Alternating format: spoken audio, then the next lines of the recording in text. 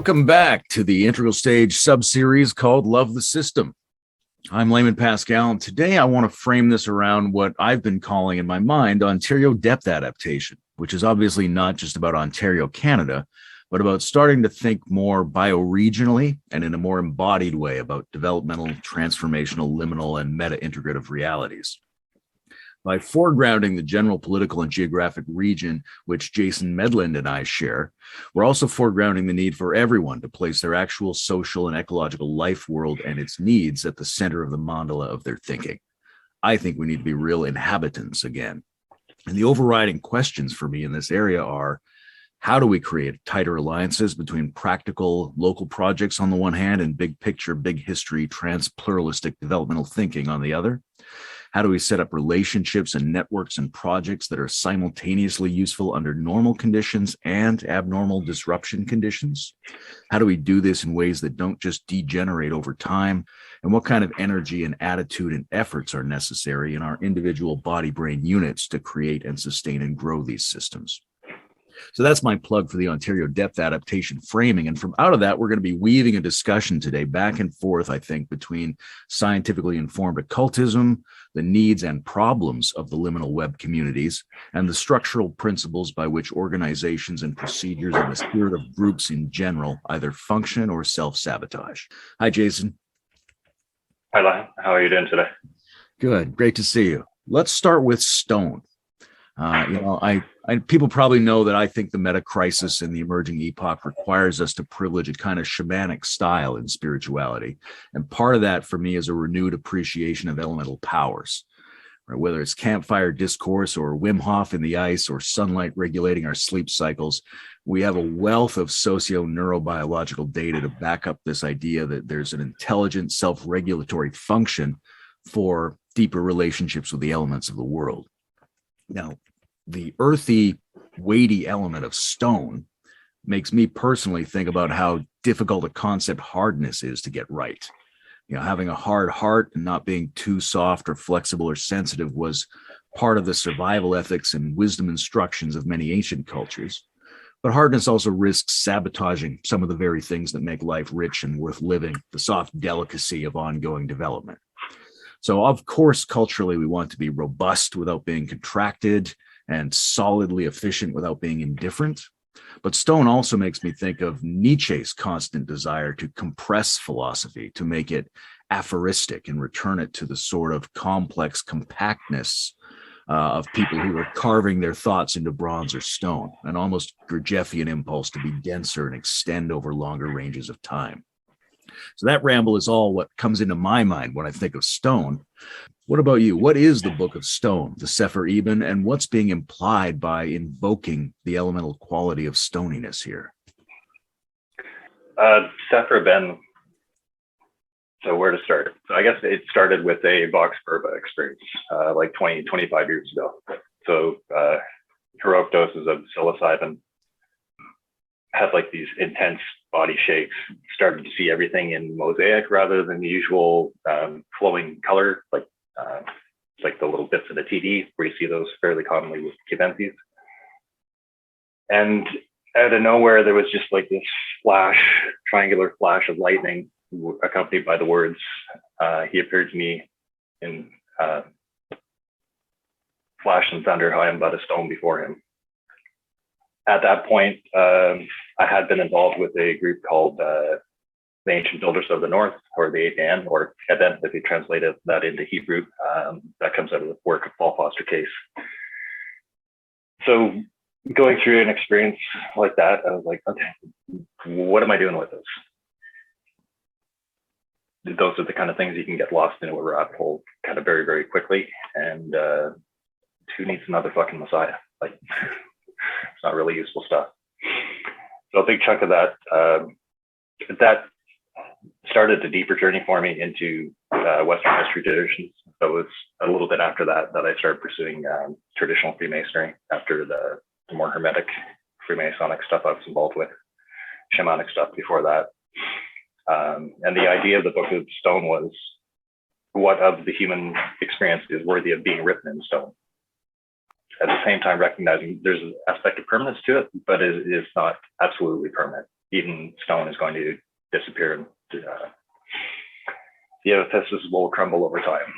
So I'm kind of looking at what are the most kind of stable relationship patterns, cognitive patterns that we can build to actually have like something resembling a civil society that's stable and sustainable. So that's the basic impetus of where all that came out of.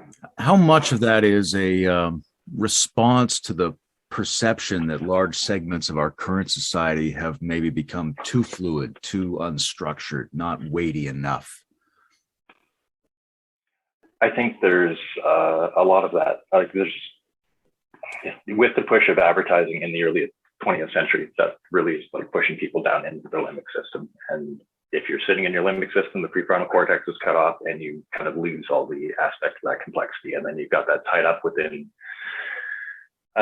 narrative and mimetic, system 1, 2 learning, and then, or system 1 learning, and then system 2 learning, which is like systems and process and methodologies.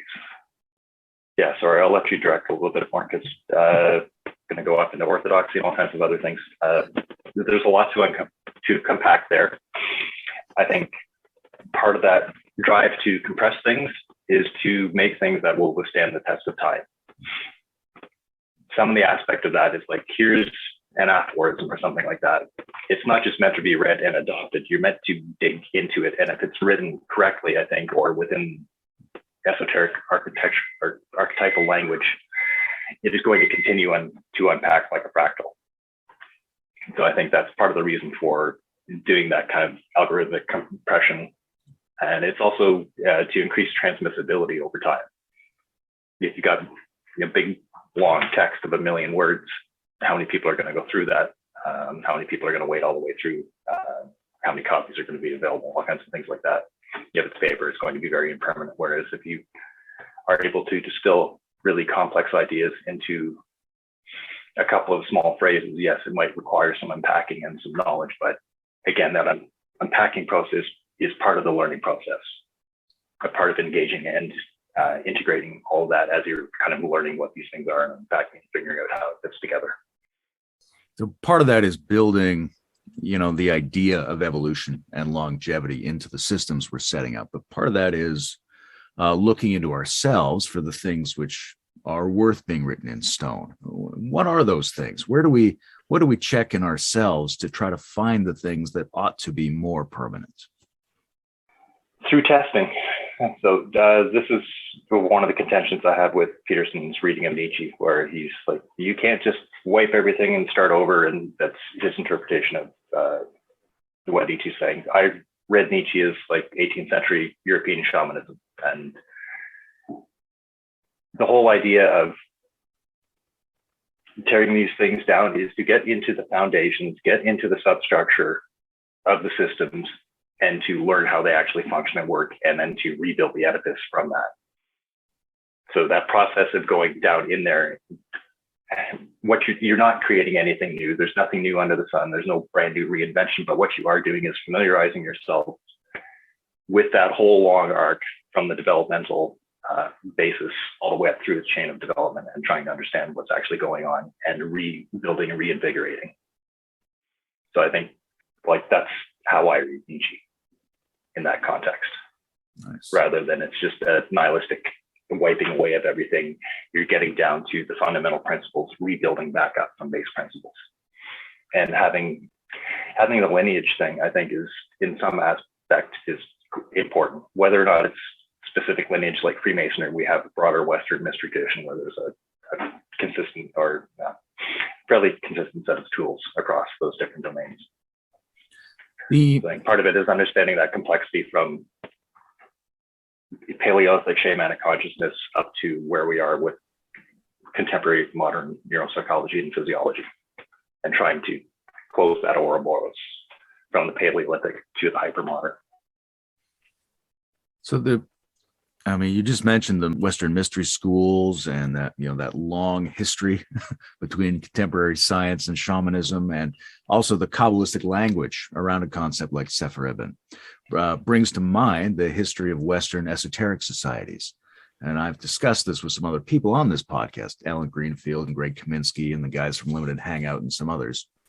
And it remains a bit strange to me that the people today who are looking to cultivate a new ethos of multidimensional developmental transrationality, or the religion that isn't a religion, that they aren't paying more attention to the so-called occult fraternities, because these strike me as being intergenerational networks of scientific illuminists, operating transculturally, integrating multiple big picture streams from different kinds of sages.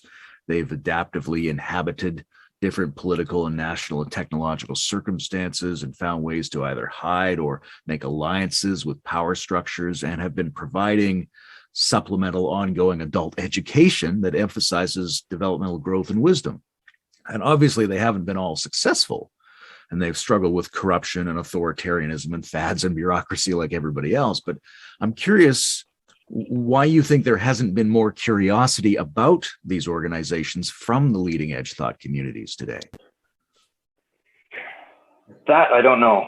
I think there was a decoupling quite a few, like maybe 2-3 generations ago.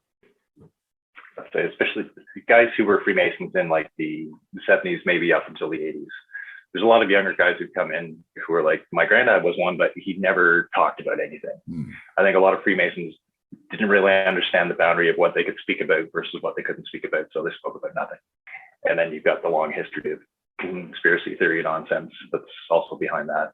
And there's a general change, I think, in terms of organizational and community commitment. So, I mean, within most organizations, you're looking at 20 to 25% are going to be active members, like active enough to be boots on the ground and actually do something to drive the organization forward. So you've got that challenge. And since, like, let's look at 1980, I think there was 120,000 Freemasons in the province of Ontario. And I think our population at that point was like maybe 3 to 4 million. I think we're up in excess of like 8 or 9 million now. And there's 40,000 Freemasons in Ontario. When you step up into the Royal Arch, there's 4,000 Freemasons, and it's just like diminishing as you go there. One of the encouraging things I've seen is that a lot of the younger people coming in actually understand Freemasonry as a mystery tradition, as opposed to just like an old boys club or a social club or whatever else. There's a bit of a depth of understanding there. But at the same time, Freemasonry has been subject to the same institutional patterns and challenges that anywhere else has. I think over the course of history, it's done a relatively good job of maintaining its integrity. But no, perfection is not found this side of the grave. So, and what we're looking at within these organizations is institutional design patterns that we can take and use, and especially the aspect of lineage. Like, I think there's pieces of like psychotechnologies or software technology or information technologies. Lineage to me is like source control within managing code. If you're constantly compiling and just capturing what is the current state of things, you've lost this whole aspect of lineage and then being able to decompose problems from the past. That's one of the important aspects of lineage or source control, or having what that developmental history is. So if there is, you make a branch, something breaks, you can track back and try to figure out what and where, why things went wrong. The blockchain of mystery schools. Not so much like the blockchain, yeah, that's hyper immutable like stone, but it's more so the developmental arc of history. So like taking that developmental arc of shamanic experience, tracing it up through cultural decodification, getting to the point where we either have mystery tradition or orthodoxy, set of rules, or sorry, let me do it the other way. Orthodoxy, mystery tradition, set of rules, set of tools. I mean, that again maps back to the system 1, system 2, left brain, right brain type of learning. You're either picking up stuff through narrative and mimetics, or you're picking up things through systems. The narrative mimetic piece, like the emotional limbic stuff, is not going away. It's part of our superstructure. But when we give it primacy, we cut off the capacity of everything else to actually function effectively. So recognizing that it's not disappearing, but we need to like not focus all the attention on that. When you put the lower complexity or lower order systems require more energy to run. When you go up through layers of abstraction, you're able to do more with less energy. It seems really important to me because obviously a lot of people are tuning into the the Ian McGilchrist concept that contemporary brain science has something to tell us about the balances of civilization, and that we may have been leaning in one direction a little more than is appropriate for the last several centuries or even longer. But what you don't get in that story is the idea that there has been a multi-system education attempt ongoing throughout that period of time. And it seems like we're losing something if we think we're going to start a balanced brain civilization from scratch right now and not pay attention to the fact that people have been trying to do that all along. Yeah, that's a fundamental lesson in software is like, don't reinvent the wheel. Like, understand what the existing patterns are. There are best practices for certain types of things. Maybe they can be improved and made more robust, but there is a baseline to work from there. So starting from scratch and reinventing the wheel is not an effective use of energy, and you're basically setting yourself up for failure because you've got more blind spots than you can imagine. At least if you're starting with a coherent design pattern from the beginning, you can understand some of the scope of the blind spots, and you can start to tune those in and narrow whatever you need to do from there. But the thing of, like, most mystery traditions work off the idea of the object lesson. So you have the ritual, which is taking the candidate, putting them within the context of narrative. And they're existing within a specific character's place within a narrative story, and you're bringing them through that. And then you're tying in this system 2 stuff where you're getting the working tools, which is also a fundamental piece of most mystery traditions, is some aspect of the object lesson where you take a physical thing in order to impart a intellectual or moral lesson from that physical thing, the square and compasses, or the trowel. Like, there's Freemasonry is very rich with that, but that general principle of association is consistent throughout mystery traditions. So you've touched on this already a little bit, right? There's blind spots that we'll miss if we're trying to reinvent the wheel. There's elements of ourselves that don't get informed by normal discursive information that require the object lesson of the ritual performance. But I'm going to ask kind of the same question in another way, because I think this is a strange point for people. What do we lose if we do our psychotechnologies and our spiritual practices without imaginally augmented ritual and lineages? Because a lot of people have been doing that for decades now, which is they're just going to pick up some of these tools and try it on themselves. And that can be very productive for some people, not very productive for other people. But fundamentally, what sort of insufficiencies is that likely to generate? Well, let's change the subject domain for analog. So say somebody's trying to learn software architecture or programming. If you just go through and do a bunch of disparate exercises in different languages, you're not really seeing how things fit together. At the same time, if you just go to school, you take Java, and that's everything you ever learn, you haven't really learned anything else as well. So there has to be the aspect of self-driven learning, of searching, engaging the approach network, and looking at different things. But in order to integrate that effectively, you have to come back to some kind of framework or superstructure that you can augment and tune as you move along. I mean, that's back to another system 1, system 2 thing. People who are thinking in narrative and memetics, that's all story-based. Those worldviews are not amenable to change or upgrade. They're kind of fixed. If you change anything, you're changing the meaning of the whole narrative. Whereas if you're thinking in systems, you can change and upgrade individual components and how those things fit together and maybe rearrange, reorder. So it has that flexibility in terms of being able to modify and upgrade as time goes along. And so you have a chance of a developmental arc rather than just running around in circles. Again, if you're comfortable with it, I'd like to read out your formal withdrawal letter from Craft Freemasonry, and then we can discuss some of the issues that are involved. And I'm not so much interested in the vaccine passport mandates issue, but I think it reflects some general critiques that can be used to interrogate systems generally and at multidimensional. Yeah. So, all right. Yeah, I've got it here. My request for formal withdrawal from Craft Freemasonry. I can no longer continue in any association with the Grand Lodge of Ontario. I've long found the affiliation to be an embarrassment given the petty behavior that has been committed, condoned, or ignored. The state of the craft is an embarrassment to anyone who has taken their charges and obligations seriously. This is obvious to candidates and why many do not return. They clearly see the hollow sham it has become under people chasing gold braid and adulation. With the support and implementation of a vaccine passport, the Grand Lodge of Canada in the province of Ontario has completely wiped and flushed its intellectual and moral integrity. Freemasonry holds itself to be a moral science, but it is clear from the support of a vaccine passport, the Grand Lodge of Ontario has no interest in the methodology of science or genuine principles of morality. The most obvious indication that anyone supporting these authoritarian measures have no comprehension of any basic science is the fact that the only strategy they feel effective is an enforced double jab. There's no consideration for natural immunity, no consideration for acquired immunity, no consideration for a negative viral test, and most clearly and importantly, no consideration for the risks of adverse events. We have a right to medical privacy, we have a right to informed consent, we have a right for refusal of treatment.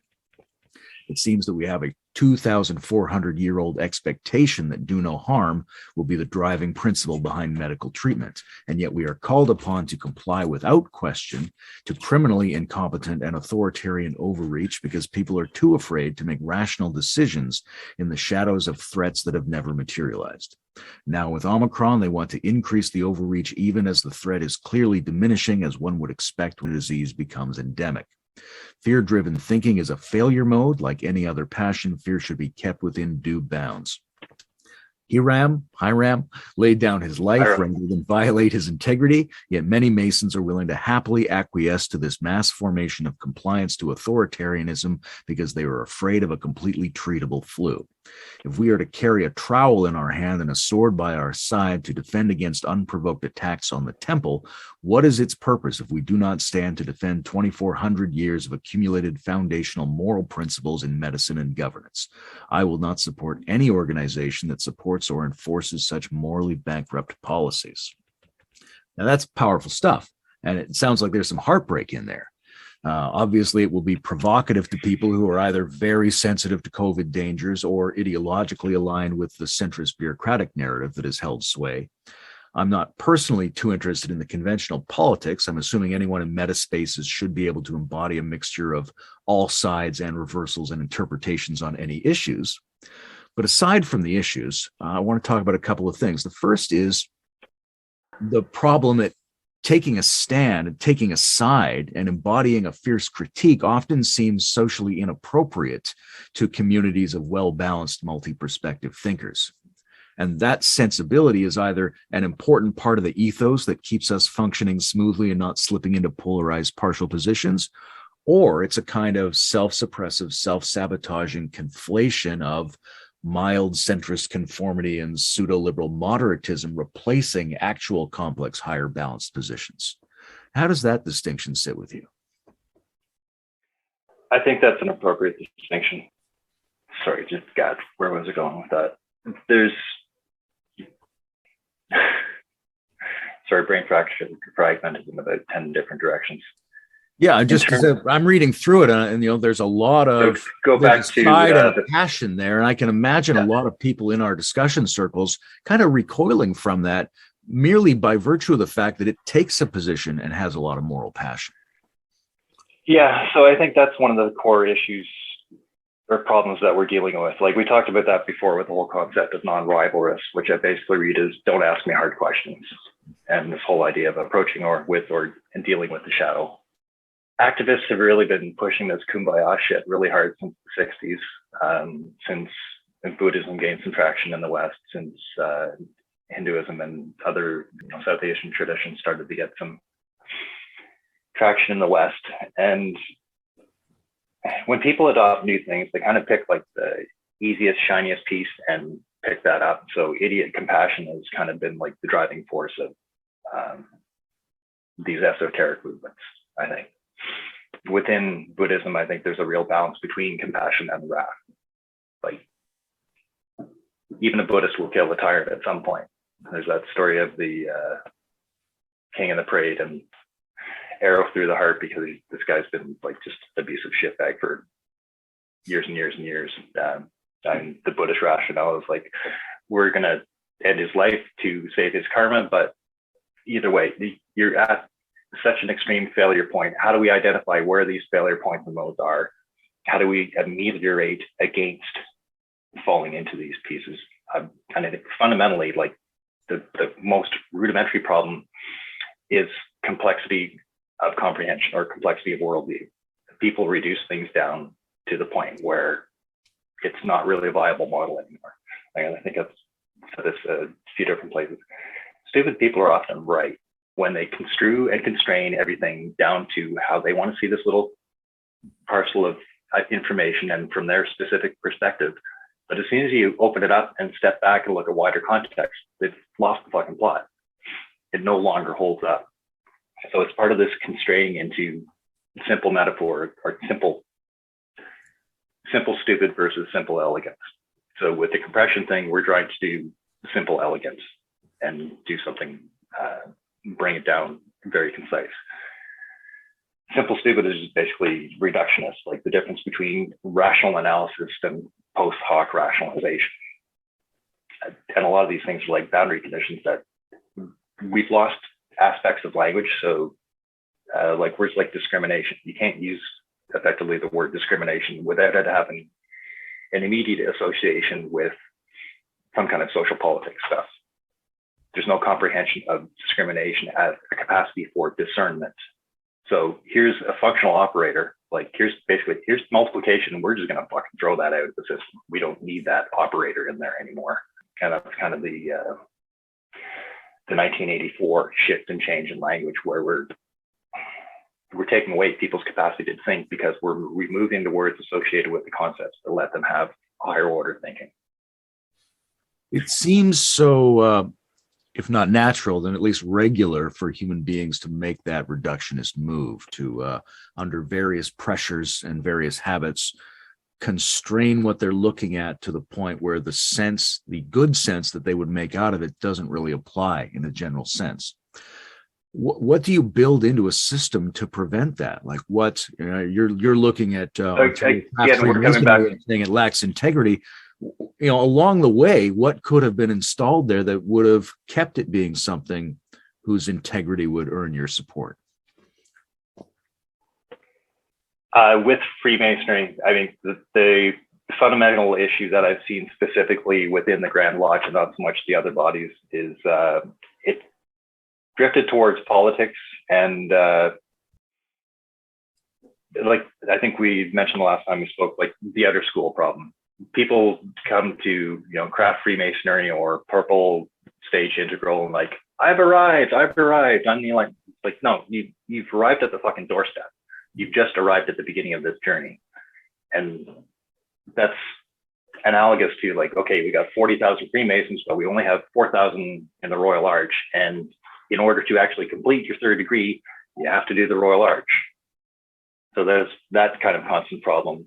And again, it comes back to, okay, we're spending most of our time in the default mode network. 95% of our behavior is completely habituated. And with some people, you can see there's just no error correction loop going along. But the whole point is to take the default mode network, not let it run at factory state. You need to be upgrading it and tuning the model as you go along. So if you're coming along and you reach a problem where my existing model isn't working, like, great, here's the time you can tune up. And next time you come back to it, maybe tune it up a little bit more.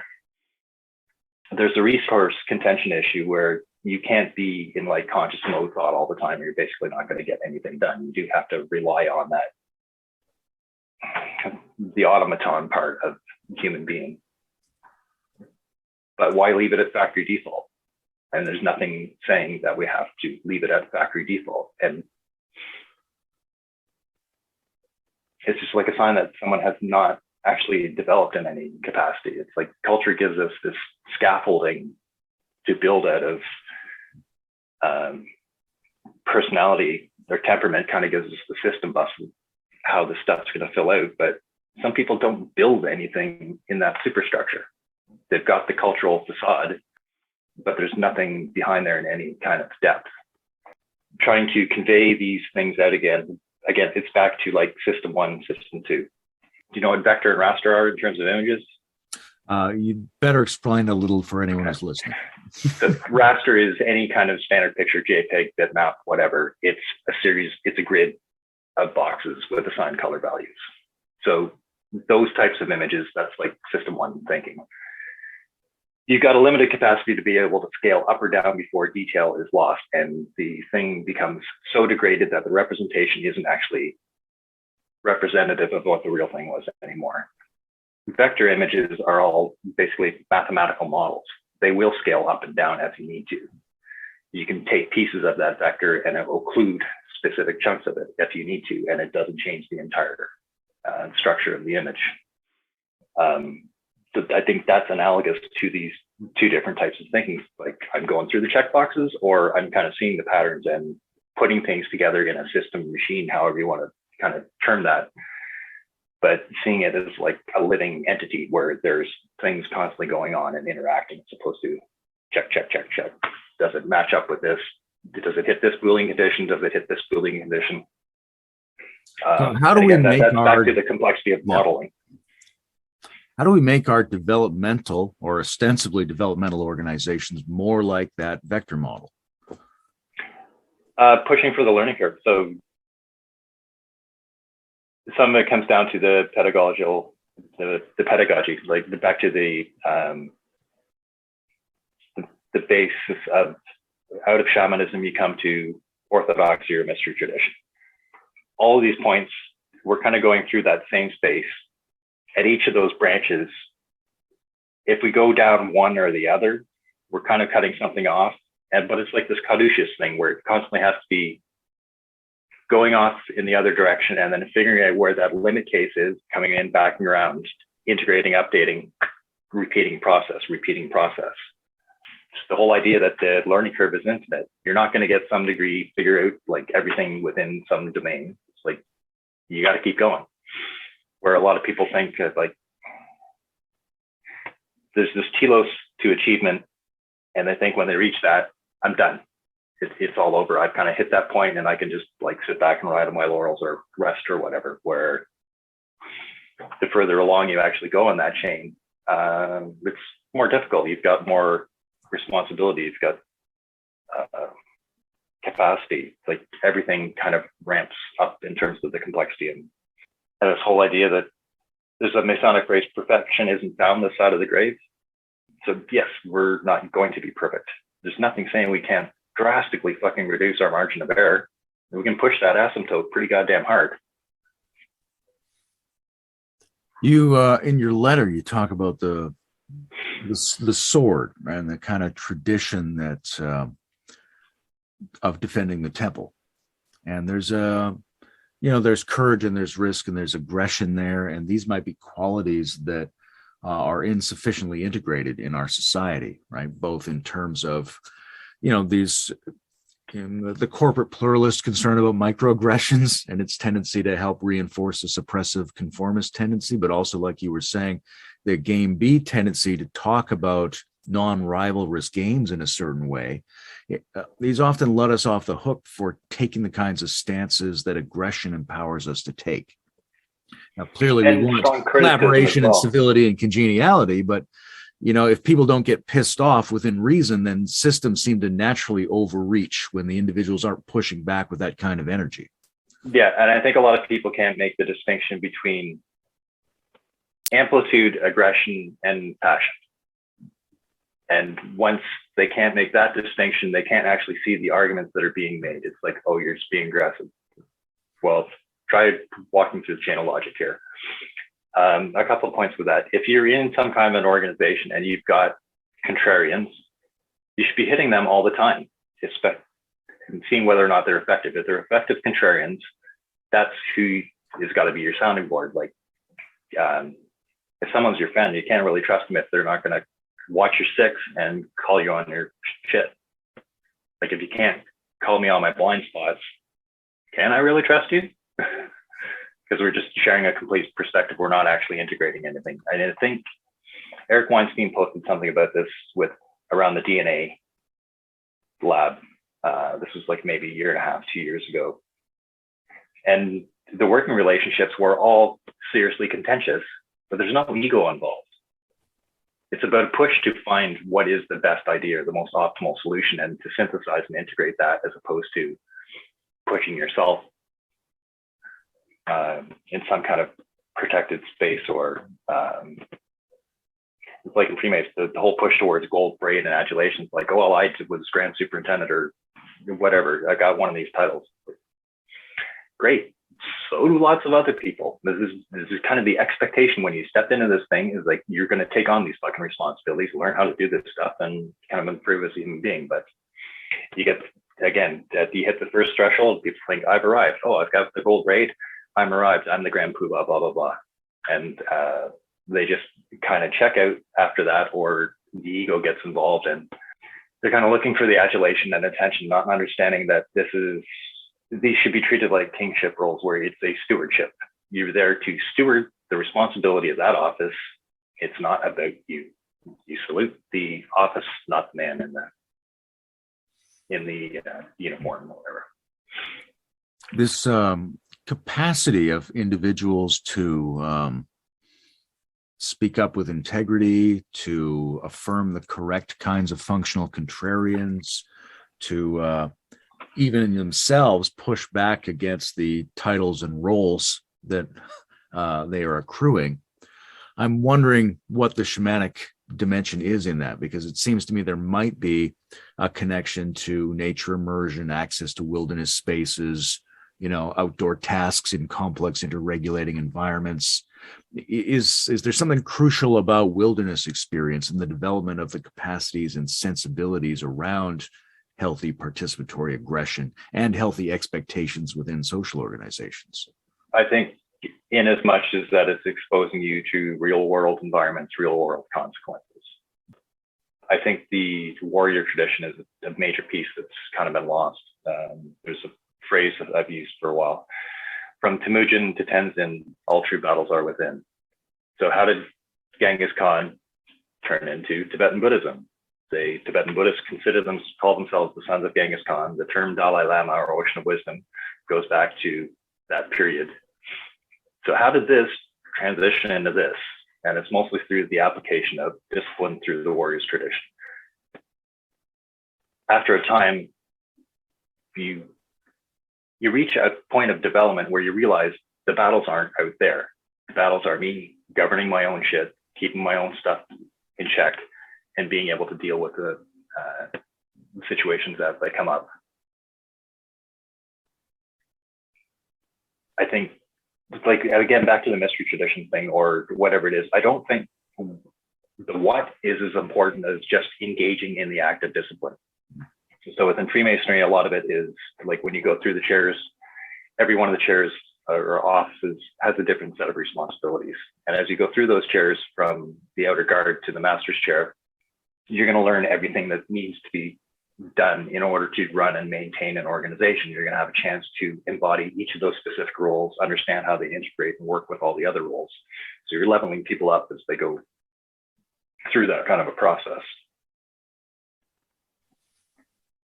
There's a lot of concerns here, and I'm wondering about how we prioritize them. Like, if somebody gives John Vervaeke $1 million and says, set up the religion that isn't a religion, what's the number one thing that has to be on his mind to prevent it from having the same kinds of degradation we've seen in some of these other organizations? So 2 things I would take as your baseline pattern. The institution of Freemasonry, which is basically runs like a constitutional monarchy. You have elections, so part of the problem is you don't want people static within there. So it takes a formal organizational structure of the mystery tradition, and then it needs to be integrated into something for the open group architectural framework. So the TOGAF's an enterprise, a methodology for developing enterprise architecture. So this is business rules on steroids, orders of magnitude. So these are things that can be applied to large businesses, corporations, or TOGAF has even been used to model like government ministries at the municipal, state, federal level. So it gives you a way of developing an enterprise architecture that's non-prescriptive. Part of setting that up is breaking down your different concerns of what have to be addressed within it. You're kind of mapping that stuff out in the first go round, and it's into the organizational DNA. You're building in iterative structure. You're building in performance KPIs or key performance monitoring, whatever that manifests or means to that particular organization. And you're also building in this constant process of introspection, where we put something out, did it work? We make adjustments, we integrate that into the central part of it, and then push those changes back out, and building the constant iteration and learning process into the organization itself. That's the pieces that need to hook together, I think. Nice. In some of the material you sent me, one thing that really stood out to me was this notion of God being wary in the apprehension of his creation. And, in setting up complex systems and procedures, and even particular intergenerational procedures aimed at establishing the depth of individuals and the flourishing of communities, what's the role played by the appropriate appreciation of risk and our stance toward unknown consequences and the unpredictability of our powers? Like, what's the optimal disposition towards unleashing a process? I think Brett Weinstein's got some good ideas. And can we reverse it? Is it reversible? Again, that somewhat links back to the chain and lineage thing. Can we go back to the last non-failure point, roll things back, and work our way forward to figure out where the process failed, and then integrate that into the code base and move forward? That's part of it. I thought there was something else I was going to say that I completely lost. No, the reversibility aspect is great, even on its own there. Our fellow Ontario citizen, Jordan Peterson, has argued that the right politically and instinctively exists to maintain hierarchies of merit, and the left exists to remediate those hierarchies when they become corrupt or go astray. And there's obviously some truth to that, but it tends to overlook the significance of certain systemic factors. Right? In particular, I think it ignores the idea that the protocols themselves have varying degrees of depth and competency. And it also underplays the degree to which meritocracies regularly ascribe merit to perceived competence, which is often just the individuals who can successfully insulate themselves from the consequences of their decisions. So I'm curious what you think are the qualities that should lead people to have a greater say in healthy hierarchy, but also how do we leverage this wisdom of crowds thing and set up systems that can outperform the competence even of the better individuals? I think there's some difficulty in that. I mean, when we're looking at the crowdsourcing stuff, we have to have a realistic look at population dynamics and consider we'll use IQ as a proxy here for intelligence and wisdom, but your baseline's 100. Right. That tapers off fairly slowly. So how am I going to lay this out here? Sorry, this takes me in like a million different directions. Yeah, and I did want to get back to something that you talked about with McGilchrist there and the wariness. So McGilchrist and a few others have been very critical of the idea of an engineering God. And if you're looking at junior engineers and production line engineers, I completely fucking understand. But if you're a competent engineer who's doing complex distributed stuff, not just like writing basic programs, you launch something complicated, there is that aspect of wariness. You understand how complicated it is, and you understand how many different ways it can fuck up and fail. So it's a very different disposition to engaging the work as opposed to, oh, I'm brilliant. We've got this awesome application that's going to do X, Y, Z, whatever, and it'll run forever. Whereas if you've had any depth of experience doing those kind of things, there are significant risks to it. There's real capacity for failure, and you have to be attentive to that. So, and it was good was like, okay, wary is like, okay, we're going to keep an eye on this, pay attention and focus to what's going on, and actually kind of guide things as they're moving and going along. Can we do the second point that we followed up after that? You were going in a different direction there before I took us on a rewind and come again. Yeah, sure. I mean, I was thinking about two things, and I guess one of them is what are the qualities that deserve to be promoted in a functional organic hierarchy? Obviously, one of them you were just talking about, the wariness and the experiential. Competence and integrity. Yeah. Competence and integrity. I think if we're going to build trust relationship, yeah, I need to have, there's two vectors I need to have trust established on. Your ability to be able to do what you say you're going to do and do it effectively, and your intention to actually follow through and execute. Yeah, I think I sent you a picture about that before, about the trust relationship grid. One vector you're moving on wisdom integration, and the other one you're developing mastery. And as those two things are building out, you're becoming more competent, developing more integrity. So integrity as internal coherence. The more internally coherent the model is, maybe you're only a 20 or like 120 IQ, but if that model is really well formed, you're probably going to perform somebody who's even at mental level. Like I've seen this a number of times. Let's talk to academics about system level issues, and it's just, and then some dude who's in construction or whatever, yeah, just picks it up right up because they understand how systems organize. You need the foundation put in, you need your service buses and infrastructure put in. You build the frame before you put the fucking paint job on, which is a lot of something most people get backwards. It's like, oh, let's figure out the aesthetic. It's like, no, you need to figure out the structure of how the shit's going to work first before you start dressing it up.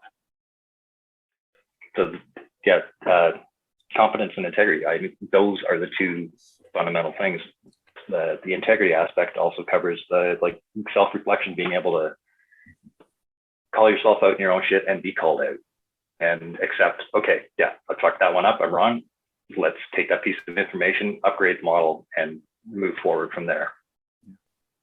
No, I appreciate that, because the integrity problem is huge, right? And it's very easy for people to mistake their strong moral emotions for having integrity, just like it's possible for anybody to mistake their best capacity, whether it's intellectual or emotional or whatever, for a generalized circumstance about themselves. But that's very different. Your best capacity and the integration of multiple capacities that allow you to show up as a more complete human being, but also modulate the different dimensions of any circumstance that you're embedded in.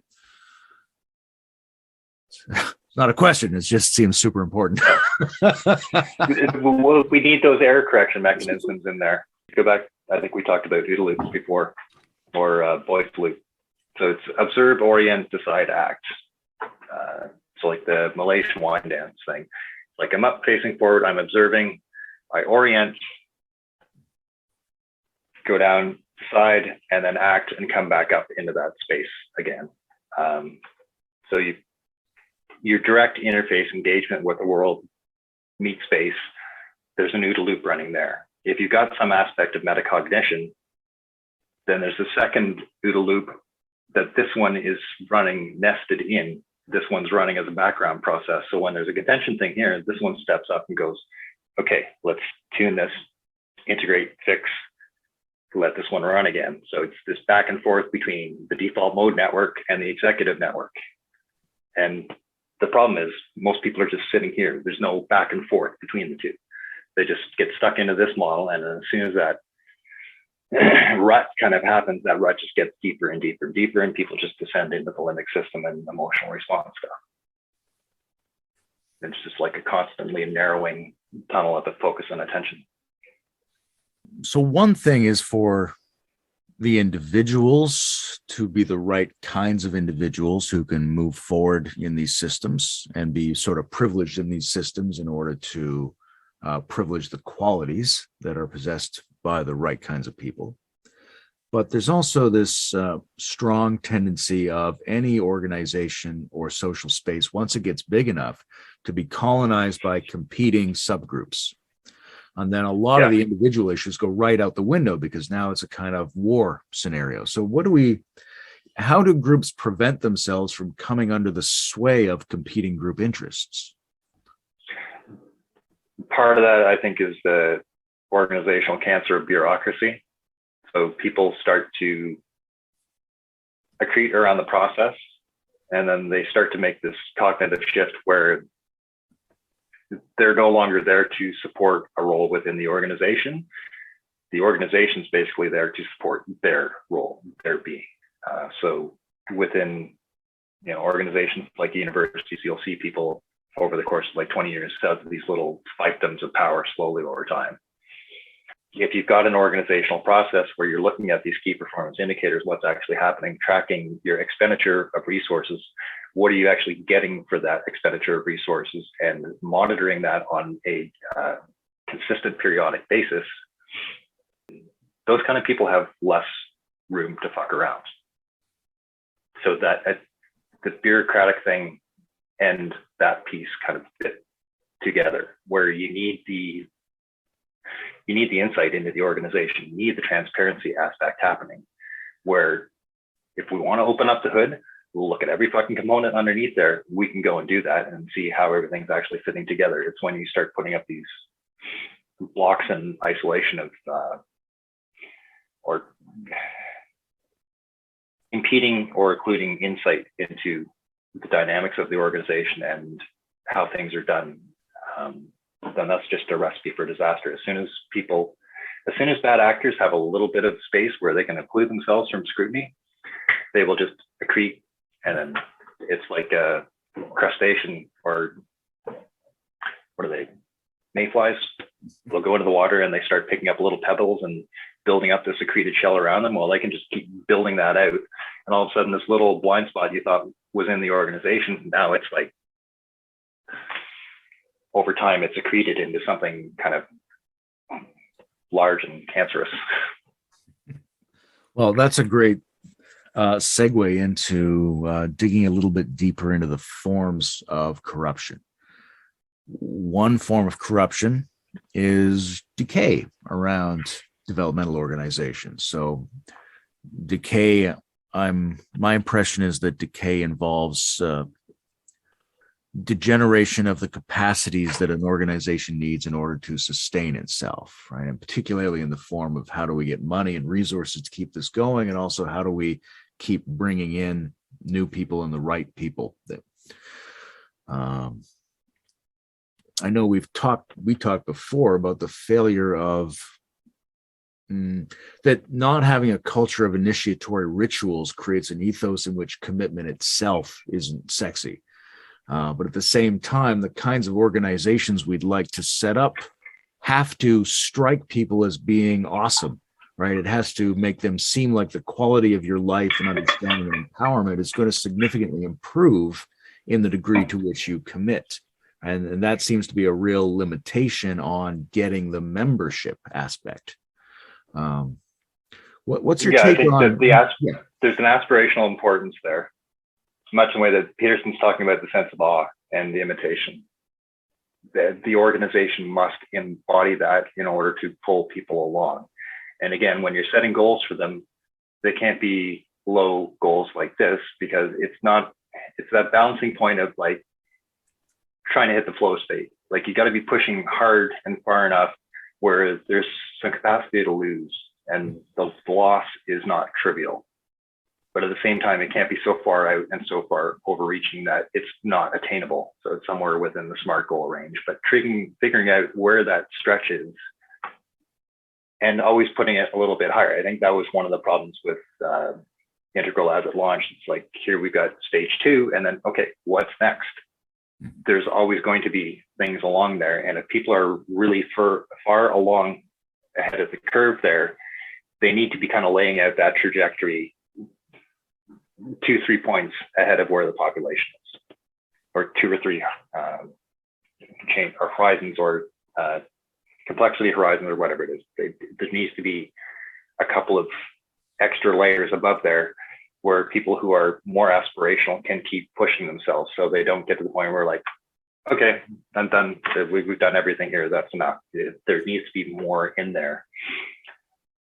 And I think at a certain point when you're building up, it's not just about adding more things on, it's getting in, breaking down, subdividing, increasing the resolution of what you're actually looking at, as opposed to just trying to accrete more things into the model.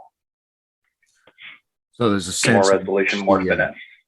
To combat decay in terms of regenerative membership, there's got to be an adequate and extended aspirational ceiling that invites the feeling that there is going to be flow that's possible. And that flow is going to be not only empowering, but it's going to put you up against the risks and challenges that will really take you to the next level, because there's going to be a real difficulty there. And part of that difficulty is going to be in increasing the richness, nuance, and detail of the understanding. Does that sound right? Yeah, right on point. Yeah. Okay. So one of the other problems besides decay is the ossification problem, right? So, whatever people are thinking about the truckers in the Canadian Freedom Convoy, it's quite apparent that there's been no immediate capacity in any of our major political institutions to integrate or adaptively assimilate the energy and perspectives that are coming forth there, right? And there's a lot of other problems, right? Famously, the Catholic Church took half a millennium to agree with Galileo, or our market economy doesn't seem to be able to uptake our concerns about climate instability and other massive accumulating social disruptors. So we need to be asking ourselves, how do we build chaos and flexibility into systems and generate an ethos of adaptive integration to prevent ossification? I think that one is straight up back to the system 1, system 2 thing. When you've got like individuals is one thing, but when you've got organizations that are running on narrative and memetics, you're not going to get anything else. That's how it's going to operate. That's the constraints of what it's capable of. So getting people to think more in systems, more in complex and robust models. I think I talked about the complexity chain, I think, before. So I'm kind of following this in terms of human evolutionary development, individual cognitive development. When you go from like point for the individual or the baby that's undifferentiated, doesn't understand that it's a separate entity from the world. Go from point to line, which is dichotomy, to area, triangle. That's our most efficient geometric value. Triangle, or sorry, from area to volume, so tetrahedron. From there, point, line, area, volume, abstraction, and then calibrated abstraction, or gauge theory. So in the adult world space, we need to be operating on the calibrated abstraction level, and most people are down here at the dichotomy, and if we're lucky, at the area level. So there's two major ranges of complexity of comprehension that are basically absent in our everyday social discourse in any meaningful sense of the word. Some of that's just the problem of dealing with meatbags. Some of that's cultural, because culture is providing that scaffolding of how we're actually going to learn into something. And if the lexical fields have been salted, or then, things just do not grow as well. It doesn't really matter how intelligent you are if you're in a culture that is intellectually barren and without micronutrients. You're not going to reach maximal achievement. And I think our culture has kind of become like that. Like it's not just food deserts, there's intellectual deserts as well. Well, I'm curious to what degree there would be things we can build into systems that correct for some of that. Like the movie World War Z wasn't very good, but an interesting feature was one country gets ahead of the others in facing the zombie plague because of a procedure they call the 10th man procedure, which is if 9 people in the government or military council agree with something, it's the patriotic duty of the 10th person to start acting as if the opposite of that were true and trying to set up programs for that.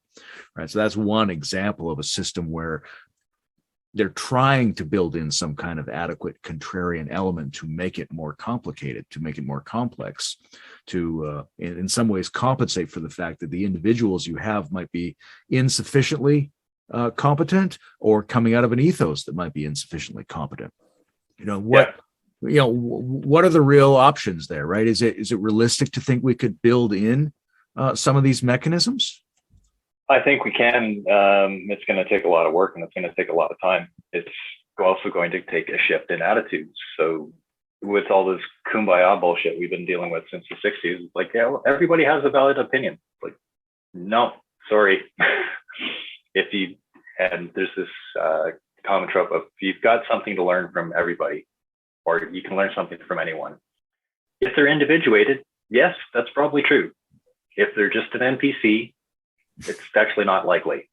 If they're just going to repeat the same thing that 1,500 other people have repeated and they haven't actually engaged in any type of self-individuation, I'm sorry, you're just like a checkbox in a bucket. You're not actually an individual perspective. And people keep acting as if they embody these things and, oh, I have an individual perspective. Like the only relevant opinions are informed ones.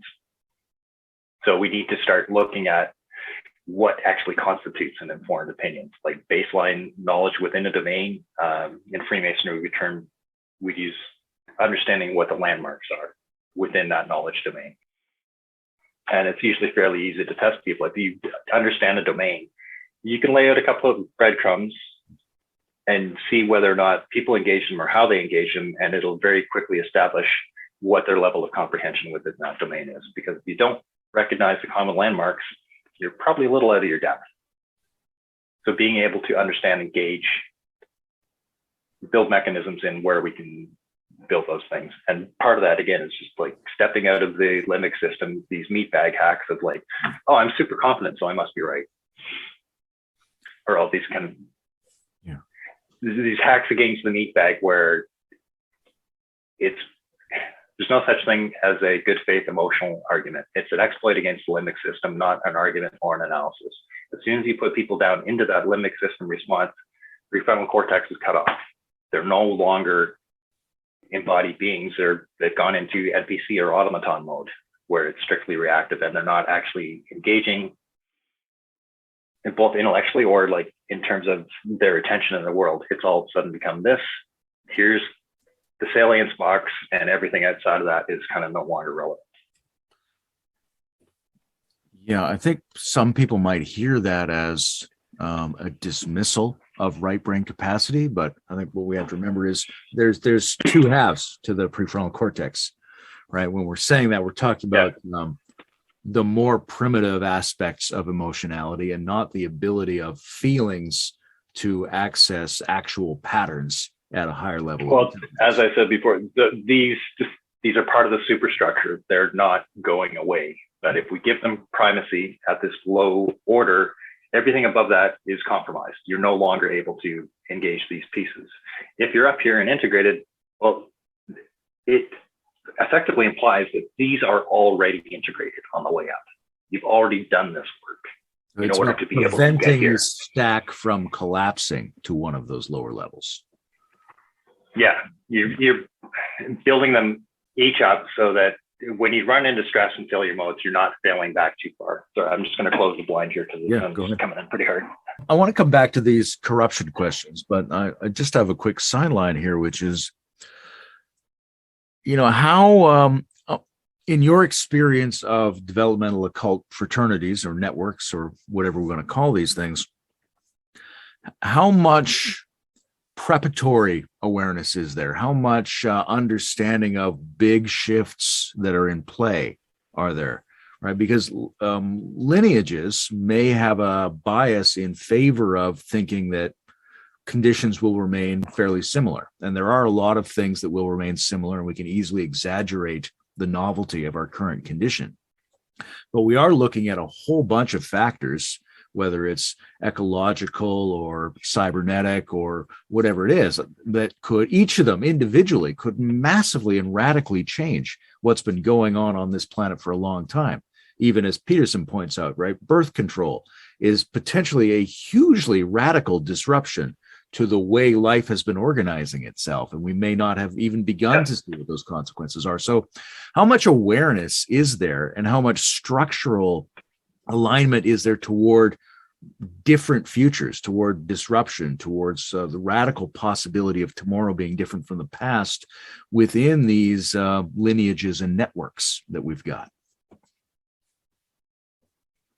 I would say from my experience, most of them are just focused on maintaining their own lineage. Like outside of mainstream Freemasonry, there aren't that many bodies that have been around for a long time. I mean, there's the stuff that Crowley set up or was associated with some of those groups are still kind of extant, but at the same time,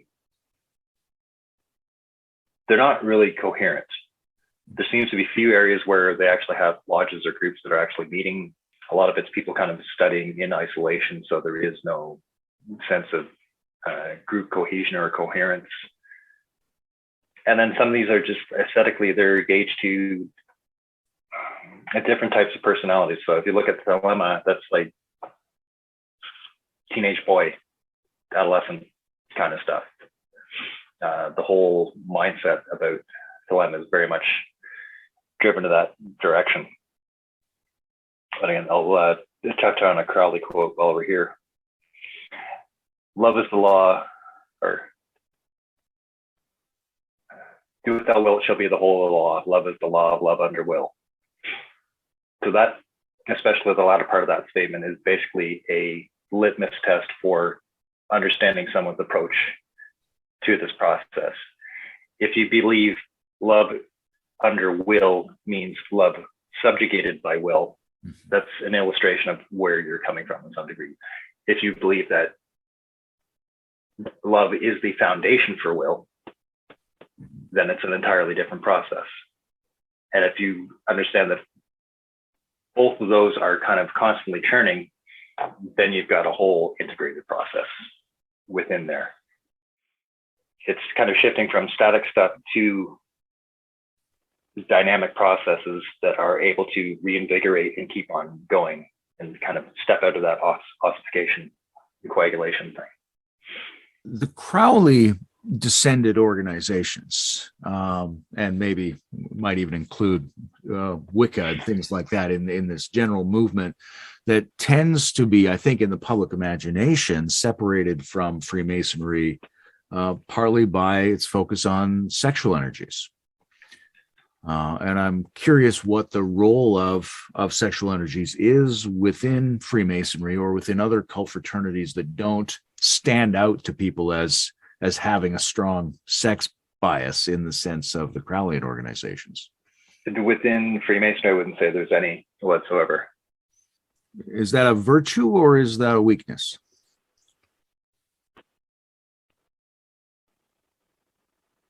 I think it's meant to be a quote unquote man's tradition more so. It's meant to be, Freemasonry speaks to people who can think in temporal spatial kind of constructs. So for most women, it's not going to be appealing. It's not going to have any meaningful reference to them. The stuff that it did with the ancient builders of the North, that was very much more complete balance between masculine and feminine energies. So the officers' roles within the Permenence were linked. They were paired. You had a masculine and feminine through each of the different officers' roles within the organization. It's hard to, I think a lot of it is, again, just stepping back into limbic system and distraction. So people confusing intensity of experience to value and meaning of experience. Because a lot of times they will overlap, but it's not necessarily a guarantee. You can have really intense experiences that actually end up being quite trivial. Are these organizations, it doesn't seem like they are from what you're saying, networks that we could rely on to be generally useful in a crisis? Or what would they have to be like in order to be of use, I think, to people generally under conditions of disruption? Right? If the internet goes down and there's a solar flare or the oceans rise or whatever it is, what role can a better form of Freemasonry play in that? I think we'd have to look back into history and some of the colonial period. So let's say late 1700s and on, Freemasonry became important if you were moving around. Because if you were a member of the lodge, you could come to a new community and you came with some credibility. If you came without that, they didn't know you from Adam. All those community relationships, all that credibility stuff you have to build up. And that's usually over the course of 3, 4, 5 years when you move to a community, depending on how engaged you are. Whereas if you can bump start that, there's a good basis for that. There's an emphasis on travel within Freemasonry and going to different lodges and districts. I think that's part of it. There is a big emphasis on benevolence, both in general charity and in helping out brothers, or someone comes to visit you, put them up for the night or whatever, and that kind of stuff. But I think over the last, say, 10 to 15 years, a big chunk of that has kind of diminished as it has diminished across the rest of culture. So the water line has come down, and it's come down in that organization as well. That's an interesting time frame. How much do you think that's connected to the emergence of the kinds of communication technologies that we're all hooked into now, right? Because the last 10 to 20 years, that's the period of internet, wireless, algorithmic, and social networking dominance. I think you see some big changes there. I think there were changes before that. So if you track back to the 1990s, that seems to be when this new wave of postmodernism kind of really got its hooks into things and just sat and incubated for a few years. If you go back and look, or for me, going back and looking at that period of the mid 90s, like, I came from a redneck high school where when I told people I was going to Trent, like, oh, you're going to the fag college. And then when I went to Trent, second year I was there, I was part of the intro week committee, and I had a dude from Toronto who had been openly gay his whole fucking time in high school. But just complete flip in terms of what was going on. People were becoming more socially aware, civil, compassionate, but at the same time, there was this underbelly of privileged little kids from the suburbs coming in and saying, oh, we're going to give marginalized people a voice by speaking for them.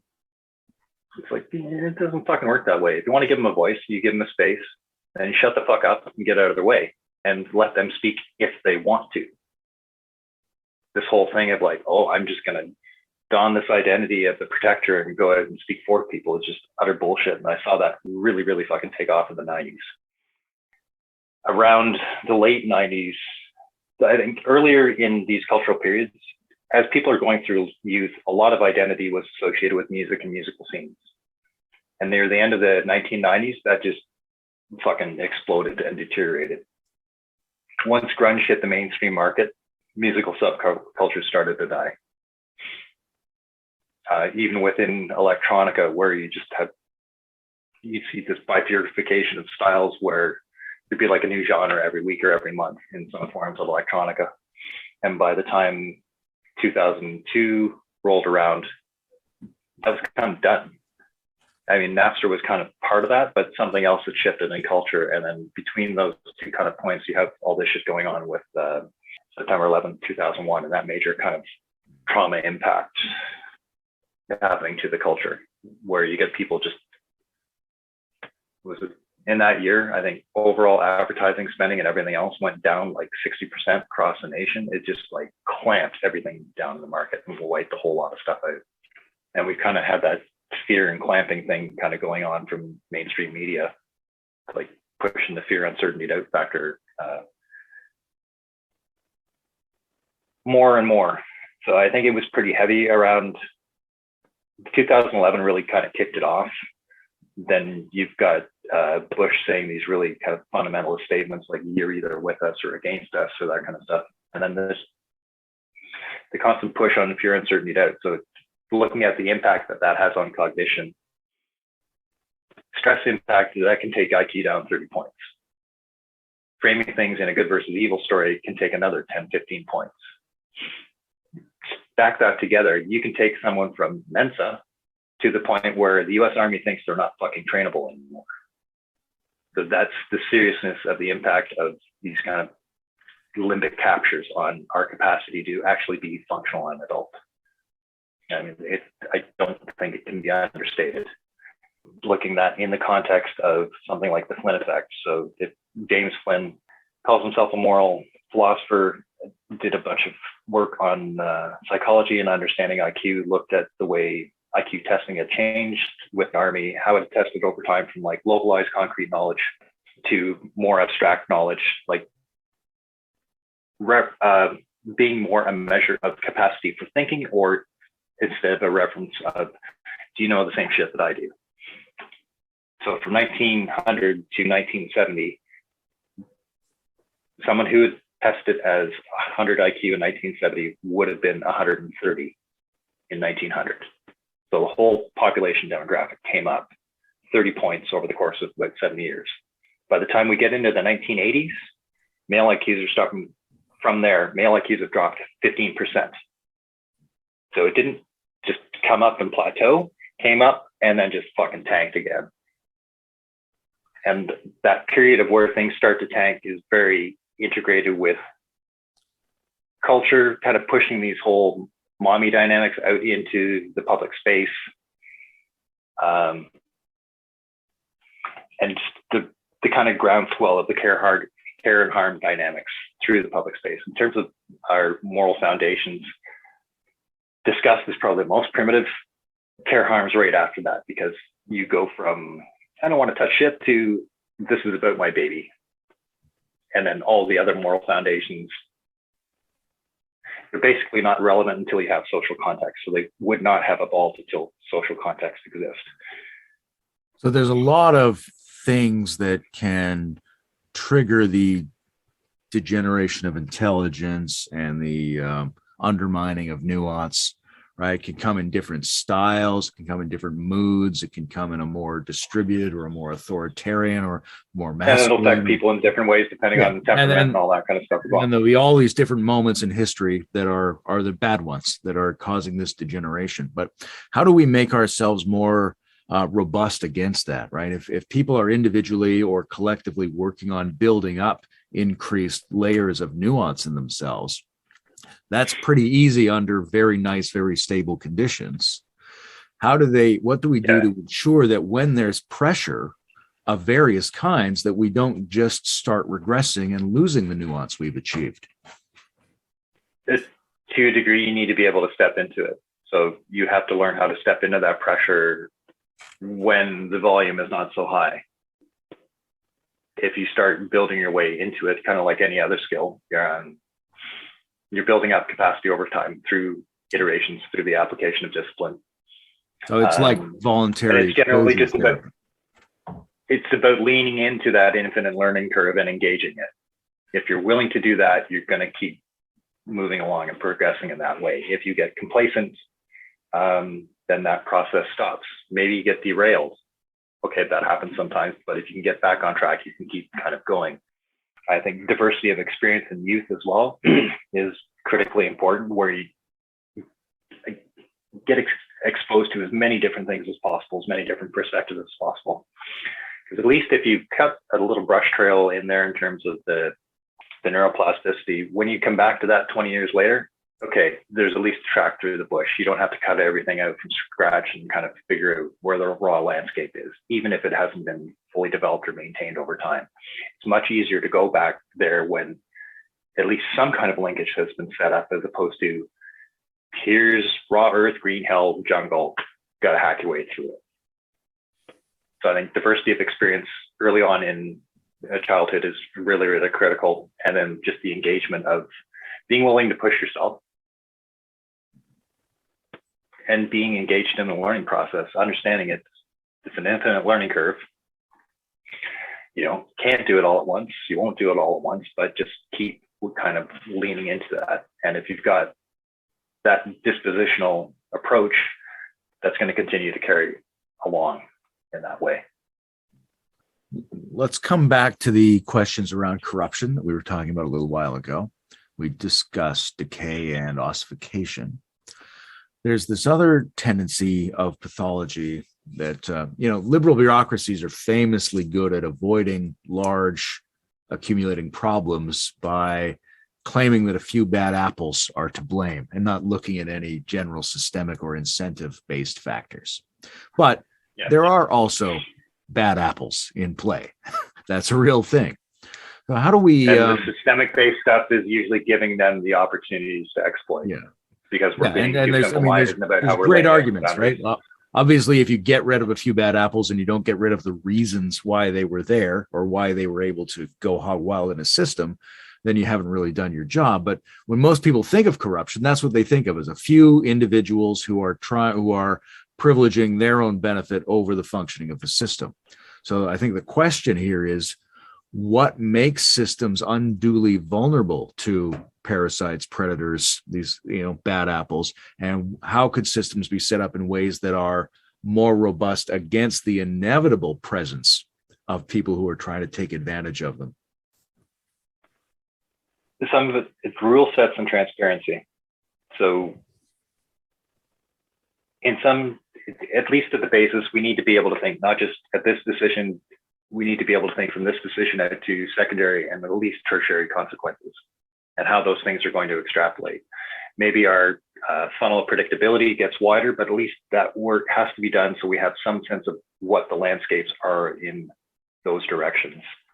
I think the major exploits that we need to watch out for is just like this basic meat bag stuff, whether it's somebody like Trump or Trudeau. I consider them, they're basically the same. They appeal to the same intellectual capacity on either side of the political aisle.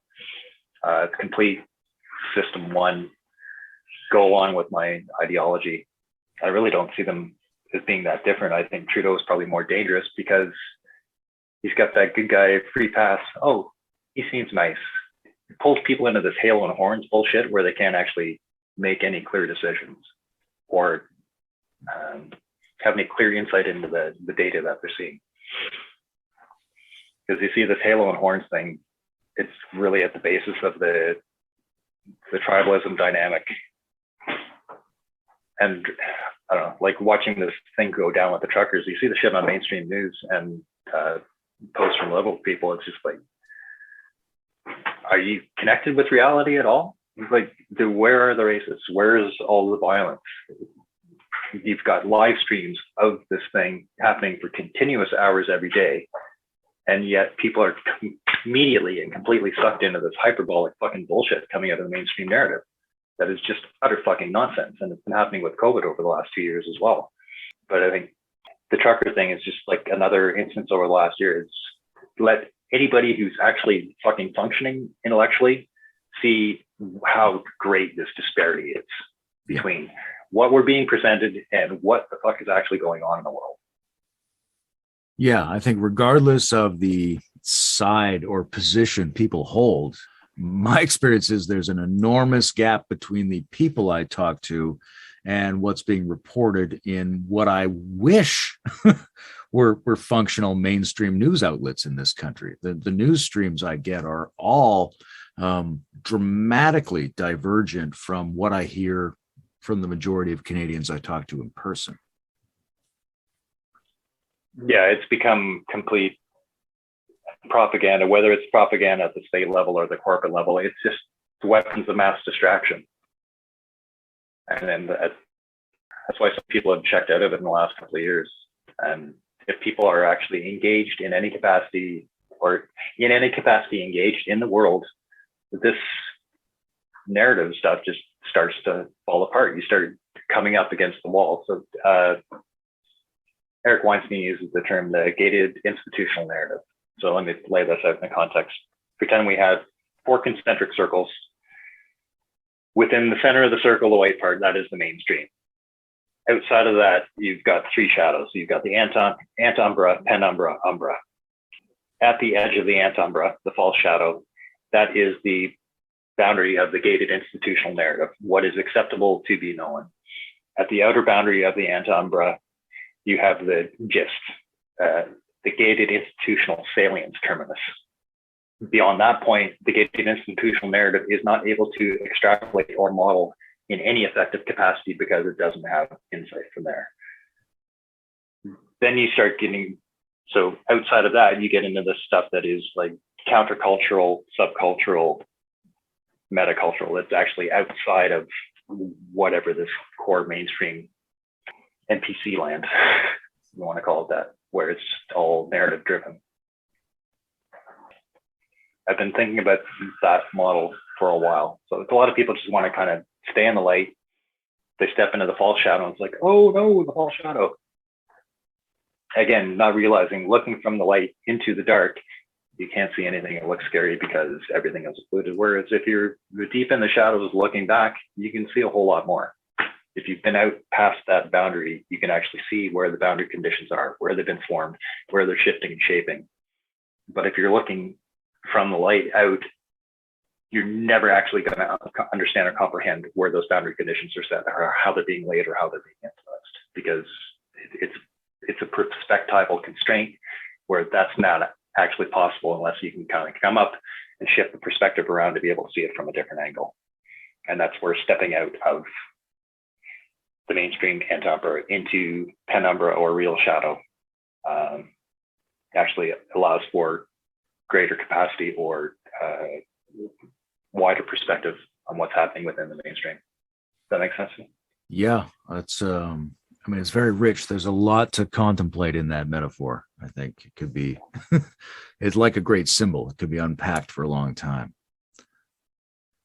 Coming back to the corruption thing again, there's this fourth category, this kakistocracy, which is a funny word, yeah. But there's obviously a lot of predictable dynamics that cause shit to rise to the top.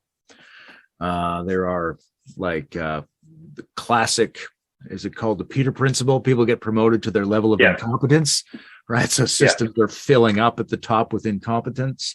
There's Celine's law from Robert Anton Wilson books. One sec there. Yep. The Peter principle, that's one of the problems with the bureaucratic institution thing. Whereas if we go back to Freemasonry, looking at people moving through the chairs and being forced to progress through them, and then once you've done the pinnacle chair, then you're part of the institutional knowledge. You can't get people stuck in those positions, right?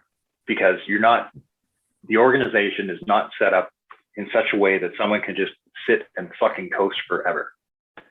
There's always got to be some kind of churn and rotation so that people do not become too complacent in whatever roles that they're doing. That's a very Nassim Taleb principle. I've heard him say there. The problem is not that there's a 1%, but that it's the same 1%, right? That there isn't circulation as much as we need through these positions. And that comes back to the whole viability of ecosystems too. Things are too static. There is no capacity for growth. There needs to be some kind of cycling and exchange of energy for those things to actually continue to grow. Yeah, like who was it? I think it was Greenhall was talking about laminar flow at one point. It's like, well, that's great. It looks real pretty, but it's not fucking viable for organic life. Organic life needs the turbulence and those other little things and those eddies and pools where you've got diversity of topology and things can kind of emerge out of that. Whereas the laminar flow is just like, it's the pure monoculture. There's no differentiation within there, so nothing is capable of ever growing within that context. Well, I've been thinking about another aspect of the shit rising to the top problem, and let me know if this seems like it's addressed by the same things or not.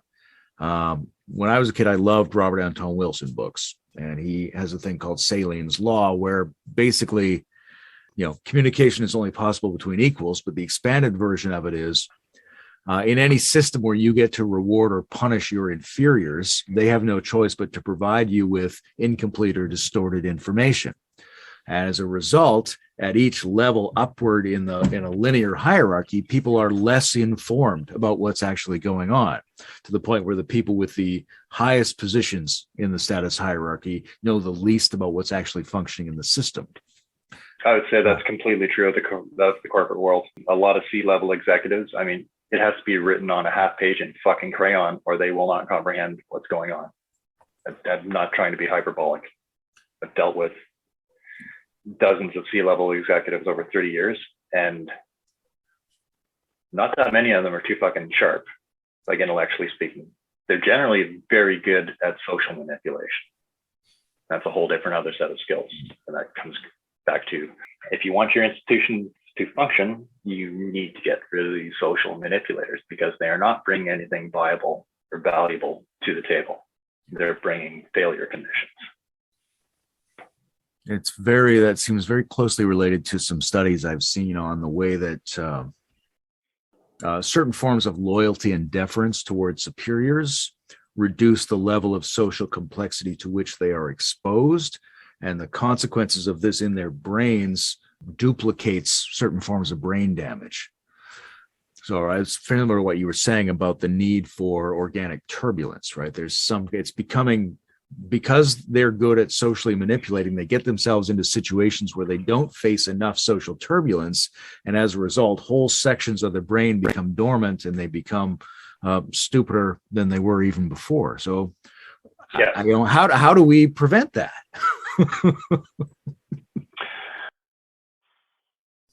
I don't think we can like prevent it in any absolute sense. What we have to do is try to provide incentive to go in the other direction. I mean, depending what's valued in culture, if that title of expert is all people are after, then everything's always going to shift in that direction where it's like social capital is the only thing that actually fucking matters.